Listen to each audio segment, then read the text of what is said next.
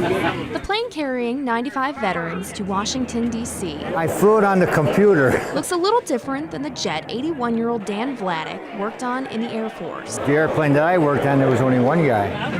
Dan worked at an air base in Germany as an aircraft jet mechanic and crew chief of a fighter interceptor. He and his crew patrolled the Iron Curtain after the Korean War. Like a show of force. We had Russian MiGs diving over the border, and when they didn't want to go back, we scrambled our aircraft to chase them back. It was a job Dan calls important after the war. It saved us from communism, basically. You kept the Russians where they belong, and that was great. Everybody's free. Look, we do what we want, go where we want.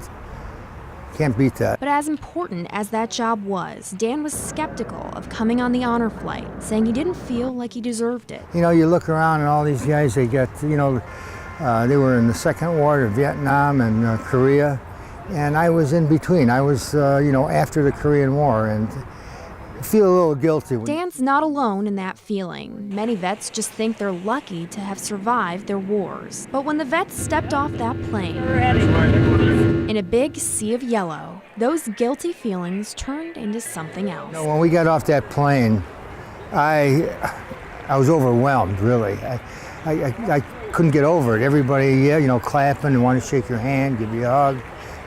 That was great. And all day long it's been like that. To these people, it doesn't really matter where people like Dan served, when or how, but that they gave it all to protect the country they love. People that you've never seen before in your life, they come over, shake your hand, give you a hug. It's good. That makes them a hero. We're covering the news in D.C. Mary O'Connell, Newswatch 12.